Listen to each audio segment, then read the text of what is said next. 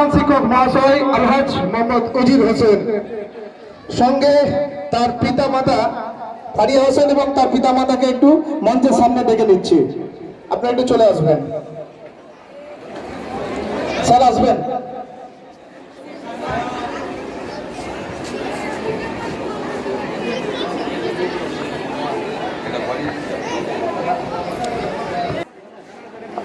আনোয়ার দা একটু সহযোগিতা করবেন প্রধান শিক্ষক মহাশয়কে, সামনে যাবেন। হ্যাঁ যান, প্রত্যেকেই যাও, নিয়ে যাও।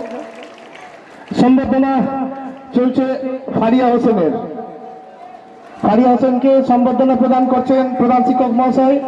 ডক্টরি অ্যাপ্রন তাকে পড়ানো হচ্ছে, আর তার সাথে সাথে তার গলায় ঝুলে যাচ্ছে সারা জীবনের মতো একটি, কি বলো তোমরা, বলো স্টেথোস্কোপ। Good, stethoscope.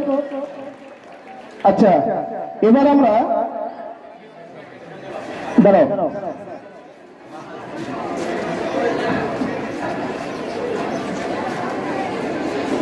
ফারিয়া হোসেনের কাছ থেকে কিছু জেনে নেব।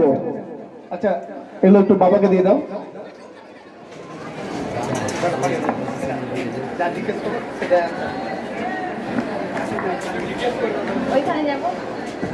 আচ্ছা, ফারিয়া হোসেনের সাথে একটা ছোট্ট ইন্টারভিউ। ফারিয়া, তোমার এবার নিটে র্যাঙ্ক এআইআর হয়েছে ৭৫৪৯। আচ্ছা, প্রাপ্ত নম্বর ৫৬২। আচ্ছা, ডাক্তারি পেশাটাকে তুমি কিভাবে দেখতে চাও? ডাক্তারি পেশাটা তো সবার মানে সহযোগিতা করার জন্যই, যে গরিব মানুষেরা বিনা চিকিৎসায় যাতে না থাকে, এগিয়ে যায়, যাতে সবাই সমান সুযোগ সুবিধা পাই, তার জন্যই মানে ডাক্তারি পেশাটার দিকে এগিয়ে আসা। বাহ, খুব সুন্দর। আচ্ছা, ছোটদের জন্য তুমি কি বলবে?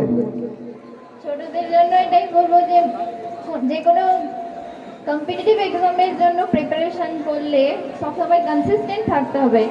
যে কোনো মানে একদিন পড়লাম না এমনটা নয়, সব দিনই মানে কন্টিনিউ করে যেতে হবে।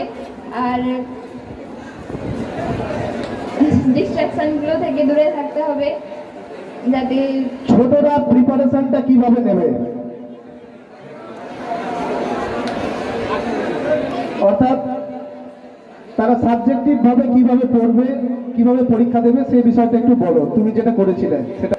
আমি যেটা করেছিলাম, প্রথমত ক্লাস অ্যাটেন্টিভলি করতে হবে, সব বিষয়গুলোকে খুঁটিয়ে পড়তে হবে, বুঝে পড়তে হবে, কোনো স্কিপ করা যাবে না কোনো একটা টপিকও, কারণ কম্পিটিটিভ এক্সামে বলা যায় না কোথা থেকে কোশ্চেন হবে।